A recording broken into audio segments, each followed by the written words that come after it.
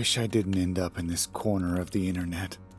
I really, really wish that I didn't feel an instinctual need to share what happened to me. But alas, such is life. I need to tell someone before I completely lose my grip on reality and end up in an asylum somewhere. I'll share my horrible experience with Morana Air. But first, anyone here know if 40 milligrams of Max Salt combined with alcohol, 2 glasses of wine and a gin and tonic to be specific, can lead to hallucinations? I've tried consulting Google, but it's not giving me the answers I want. If you know anything about mixing migraine medication and booze, let me know. I want to believe that this was all just a terrible nightmare brought on by not following the doctor's orders. I really, really want to believe this was all just a hallucination. But now I'm here, and people don't come to this corner of the web for medical advice.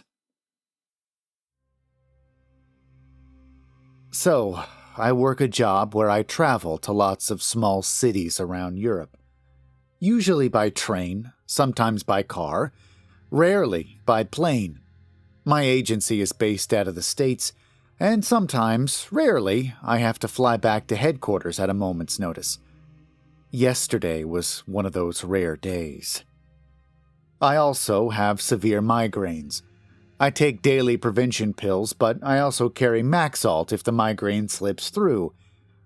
They slip through pretty often. In that regard, yesterday was a completely regular day. I don't want to go into too much detail about what I do, but I was in a village near the Polish-Slovakian border, attending to some business. My usual trips take less than a day, but this particular assignment was proving to be more time-consuming than usual. I was just in the middle of tying off loose ends when the call came in. Quick flight back, top priority. No exceptions. Rare, but not unprecedented. I drop everything and get in my rental. On my way to the village, I drove through the city of Poprad. Sleepy town, population of about 50,000, but has a rail connection. I figure I'll catch a train to the nearest big city, jump on a connecting flight to Warsaw, and then fly direct. As I drive, I call my tickets guy to sort out my airfare. Again, I don't want to go into what I do for work, but it's important to note that financial oversight isn't a strong suit of the agency I work for. One might, let's say, deliver an expense report for a trip from London to Paris totaling around $450. That's a reasonable price for a last-minute ticket. One can deliver this expense report and then, without making too much fuss, ride the $60 bus instead, with none of the accountants being the wiser. Me and my ticket guy have an arrangement. He finds the most expensive way to get from point A to point B, and then he finds the cheapest way to get from point A to point B. With a bit of graphic design tinkering and some stretching of the truth, the agency would fund the pricey travel plan. I'd take the cheap route, and me and the ticket guy would split the difference. My ticket guy quickly identified the worst way to get to the States. Poprad to Krakow by rail, Krakow to Warsaw by plane, a pointless flight to Helsinki, and then a direct first-class flight to the East Coast. Total price for a last-minute booking, $1,800. The cheapest flight was found just as quickly, but the ticket guy was hesitant to pronounce the deal. A direct flight with Morana Air from the Poprad airport, lifting off a couple minutes past 1 a.m. $115. I didn't expect Poprad to have an airport, let alone a transatlantic flight. Neither of us had heard about Morana Air before, and their online presence was slim at best. But a $1,700 split in my favor was hard to turn down. I told the ticket guy to book the flight, calmed down his worries about getting caught in the scam, and hung up the phone. It's in the exact moment that I hung up that the migraine hit me. I didn't make anything of it then, but looking back, I can't help but think of that particular headache as a warning. It was as if my body knew that a flight with Morana Air was a bad idea. I took my first dose of Maxalt after I dropped off my rental near the Poprad city center. I still had a couple hours to kill before I'd have to make my way to the airport, so I decided to stroll around Poprad's old town and hope that the mountain air would wash out my headache. It didn't. Poprad's historical section is endearing but small. After a couple laps around the empty streets, I settled down at a restaurant to get some food. I hoped that a second dose of Maxalt would make me feel whole again, but it didn't. The gnocchi with bacon and cheese tasted exquisite, but after a couple spoonfuls, my body started to protest the meal. Not wanting to ruin my suit, I laid off the food and ordered myself a glass of wine. The wine helped, but it didn't help much. I followed the first glass with a second glass, paid, and then grabbed a taxi to the airport. The Poprad International Airport was just as small as I anticipated it to be, and just as empty as its size would imply. Aside from me, the only other travelers at the check-in desk were a bickering family of Poles that were running late for their flight. The high-pitched yelling of the matriarch of the family did little to ease my headache. When I got to the check-in desk, the young woman behind the counter was excited to speak to someone who spoke at a regular volume, and even more excited to practice her English. She asked a lot of questions about what I was doing in Slovakia. They were friendly in nature, but my migraine and my reluctance to talk about work kept the exchange professional. When she handed me my ticket, she said she hoped I would have a safe travel. Her hopes were deeply misplaced. With the transatlantic flight being that cheap, I presumed that there would be crowds of people trying to hop on. But aside from the loud Polish couple arguing with the attendants at one of the gates, I was seemingly the only traveler in the airport. I arrived 3 hours early, as is recommended for international flights, but I presumed other travelers would fill in over time. They didn't. I would be the only passenger on the Morana Air flight. The Poprad Airport has 2 runways and 3 terminals, and is significantly smaller than the city's old town. I walked around the airport, trying to focus on the breathing exercises my doctor recommended to deal with the migraines, but they were of little help. As I took my laps around the airport, I'd occasionally see the hopeful glimpses of the duty-free store employees awaiting a potential customer. With each circle around the airport that I made, more and more of the stores shuttered their windows. By the time my legs started to hurt, the lights in the airport were turned down and only one business was opened, the bar of the VIP lounge. It cost me 12 euros to enter the lounge. I paid an additional 5 euro for an ice-filled gin and tonic. Unlike the young woman at the check-in desk, the bartender had zero interest in speaking to me and did nothing to hide the fact that he wanted to go home. I did not mind. All I wanted to do was to hold a cold glass to my temples and catch the gentlest of buzzes from the gin. When my migraine didn't subside, I took a 3rd dose of Maxalt. At exactly midnight, I was kicked out of the lounge with stern words of, "Lounge close, go home." I did not complain or ask for a refund for my 12 euro. The headache ensured I was solely focused on getting into the plane and falling asleep. When the lounge shut down, the fluorescents above were turned down even dimmer. Walking through the empty airport in near darkness was somewhat unsettling, but by then my migraine had grown to a strength which made complex thought impossible. I was just happy that the fluorescents weren't burning my eyes. I sat in the dim blue light of Gate 2 for the last 30 minutes of my departure time. There was no plane or staff or other passengers, and the boarding door was closed. I should have been worried, but the breathing exercises kept me calm and focused on the pain. I just sat there at the dark and empty gate, looking at the snow-capped mountains in the distance. I tried to imagine myself at the peak. I tried to visualize the snow and wind cooling down the inside of my skull and easing my stomach. That's when I heard the boarding door creak open. Somehow, in that mix of pain and booze and medicine, I had completely zoned out. In my fugue state, a plane had arrived. The departure screen had lit up with an announcement. Flight AD 1347, destination Norfolk International, Morana Air.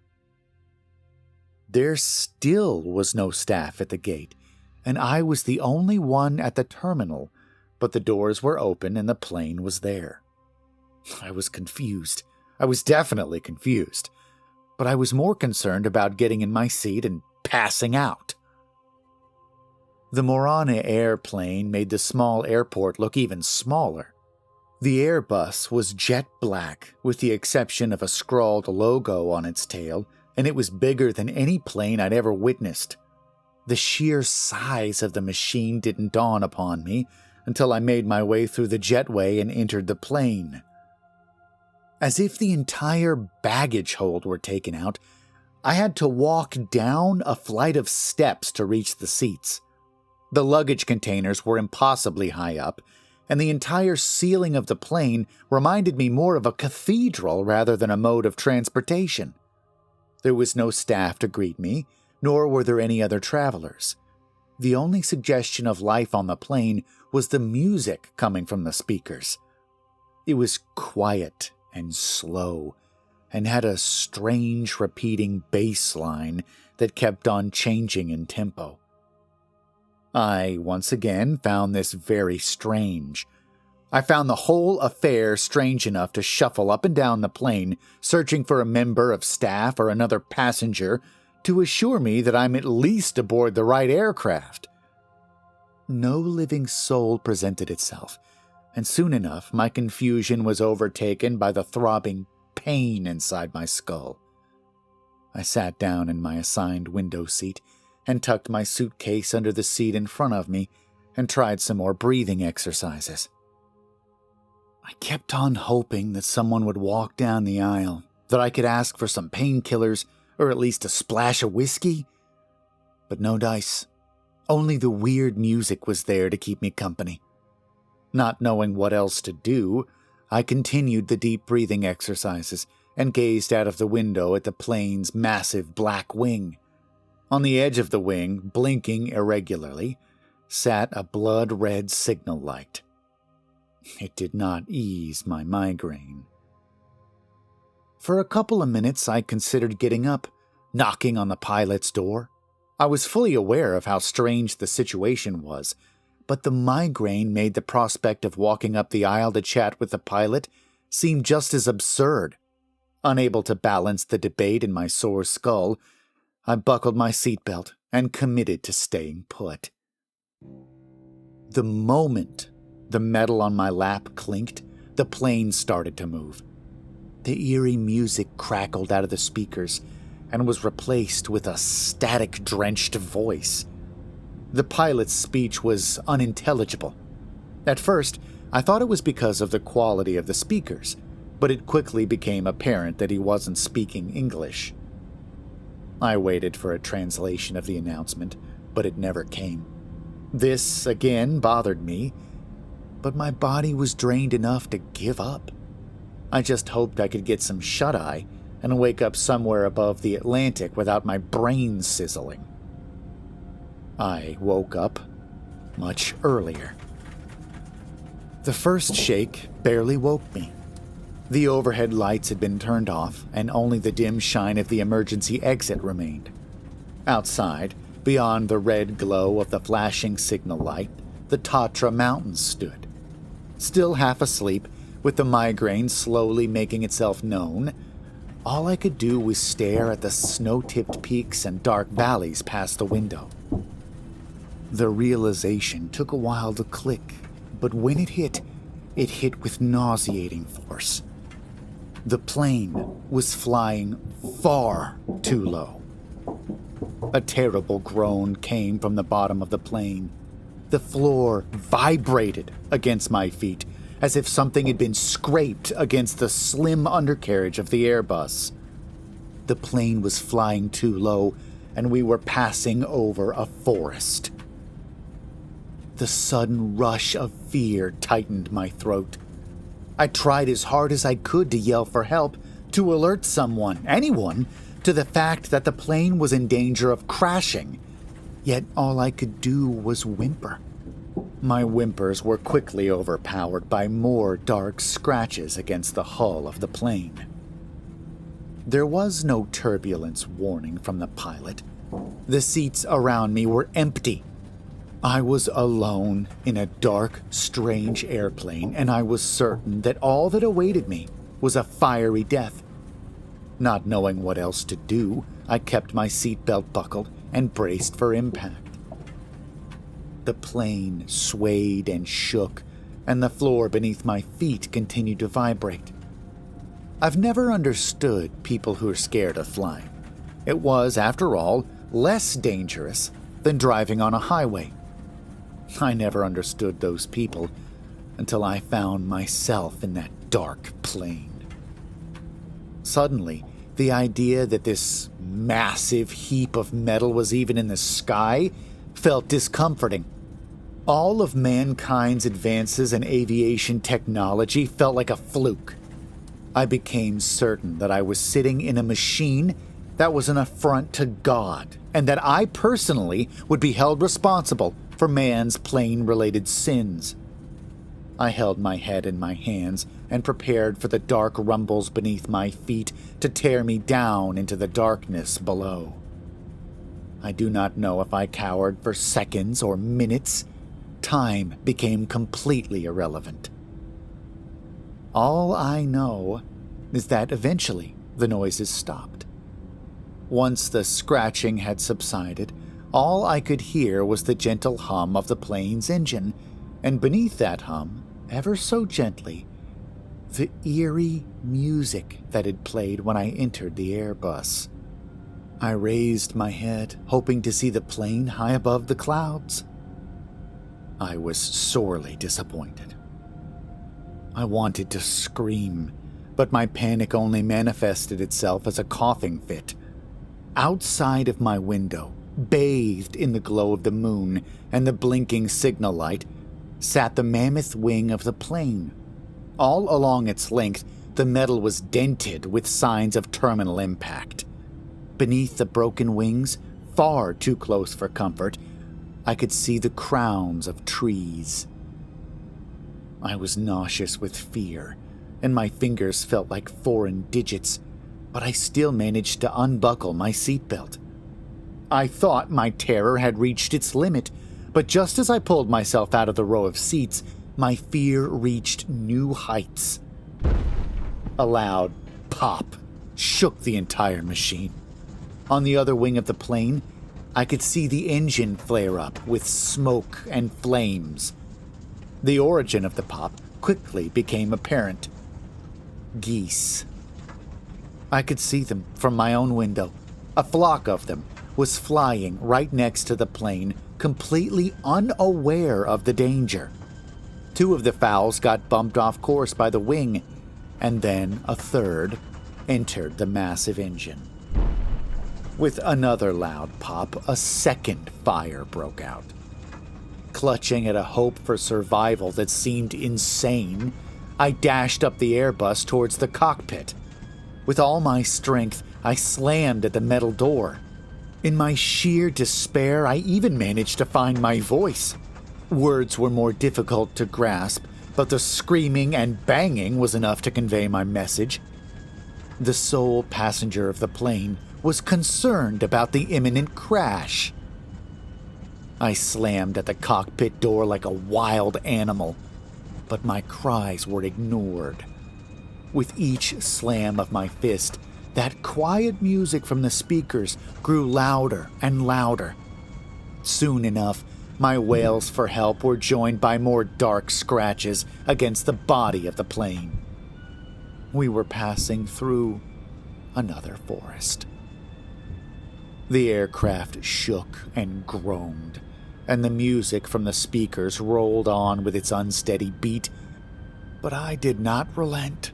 I kept on slamming the door and screaming and begging for a way out. The world around me was descending back into chaos, but I did not relent. I did not relent until I felt a gust of wind at my back. With an unearthly metal crack, a part of the Airbus gave way. Behind me, a scar cut across the metal wall of the plane. Bits of burning wood stuck out of the fresh hole like terrible birthday candles. With another deafening roar, a strip of wall to the right of me gave way for a burning branch that almost felled me. I fell to my knees and crawled away from the burning wood, but I couldn't bring myself back to my feet. The airplane was swaying from side to side with nauseating violence, and my heart was balancing an incoming feint with bursts of primal adrenaline. Like an epileptic infant, I crawled through the chaos towards the nearest seats and buckled myself in. As numb and shaking as my fingers were, they worked quickly. I chose the center aisle seat. It seemed safest that way. Once I was in my seat, my consciousness drifted further. There was nothing else I could do. All that was left was to watch the plane be ripped apart by the forest it was flying through. With each removed scrap of metal, the discomforting music on the speakers grew louder and louder. I braced and I prayed for my end to come quickly. It did not. Instead, the plane shook like mad, and the music grew louder, and my chest compressed with unsustainable anxiety. I tried focusing on the music, but it made me feel ill. I tried to focus on my breath, but it was far too shallow to grasp. The only thing that provided escape from my terror was the migraine. It was still there, hidden by the panic and terror of the ongoing plane crash. I was able to ignore it. Yet as I braced and prayed for my end to come quickly, the familiar pain became more pronounced. I focused down on the burning in my skull, taking apart each and every unpleasant sensation that I could think of. I did the exact opposite of what the breathing exercises told me to do.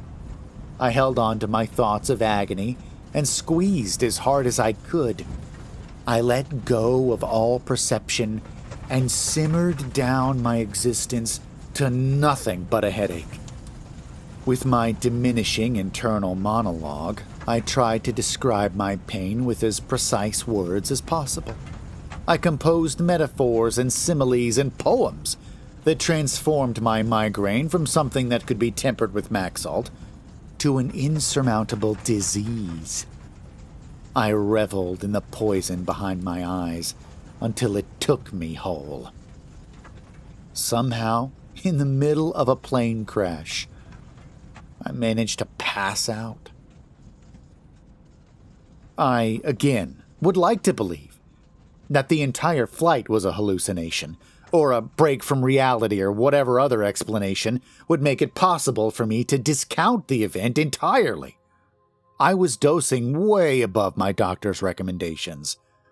I did have a particularly severe migraine attack. I was already highly stressed from work. There were 1,000 explanations for why I might have misinterpreted reality while I was getting on the plane in Poprad. What is impossible to discount was that the flight that I took arrived at its destination. The panic and pain and sheer insanity of the aircraft pacified me, but when I woke, I was exactly where I passed out, buckled into seat 6A of Morana Air Flight AD 1347. Had I woken up in the strange plane I boarded in Poprad International, I would have no doubt the entire affair was a fabulation. Yet the plane I woke in had clearly seen a terrible night. The carpet had been matted in ash and mud and straw. Where the tree branches cut through the walls the night prior, now jagged scars of metal remained. The aftermath of the crash was obvious, but the plane remained whole. So did I. My immediate instinct was to run, to head straight for the door and never turn back. That's exactly what I did. I left the cursed Airbus as fast as my legs would allow. I was already a couple steps into the jetway when the realization dawned on me. Freedom was just a couple of steps away. A part of me was sure I could even hear the bustle of Norfolk in the distance. But I knew I couldn't leave just yet. My suitcase. All I wanted to do was to run, to report my suitcase got stolen and never turn back to that plane again. But I knew that retrieving it was my only option. The agency I work for might skim through expense reports, but they take info leaks deadly serious. When I entered the Airbus a second time, the arched ceiling felt twice as high. That discomforting funeral music was back on the speakers, but this time it seemed darker, more tired. As quickly as I could, I made my way to my original assigned seat. My suitcase had made it through the flight, but it had been singed by whatever fire had burnt in the plane the night prior. I wasted no time sprinting back to freedom.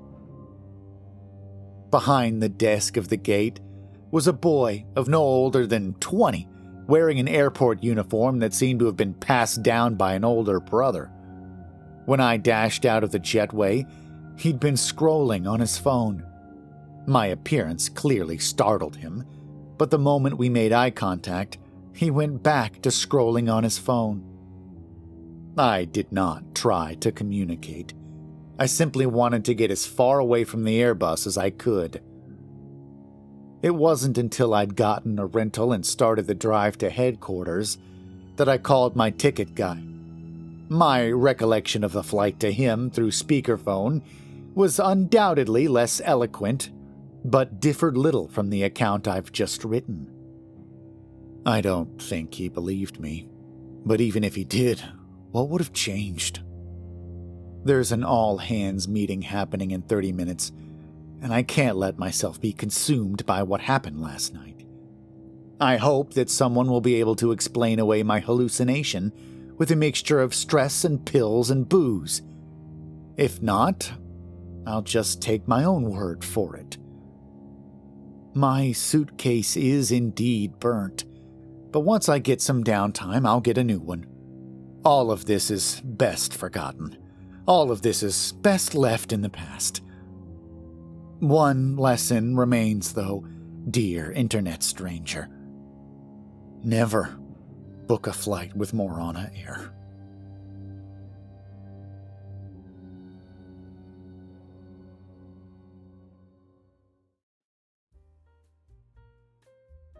And thus concludes the second episode of the Morana Air series. As mentioned at the start of the video, all 8 episodes and a bunch of other bonus content are available at patreon.com/MikeJLanger right now. Drop on by, support the show, and get your name up in the opening credits.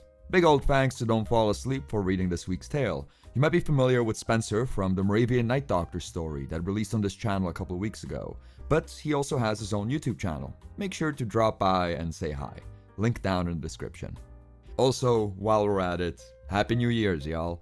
We're going on 3 years of these stories now, and boy oh boy do I have some exciting stuff down the pipeline. Friday releases are sussed up until April 14th, but there's also going to be a podcast release of my entire backlog of stories coming at some point in early January.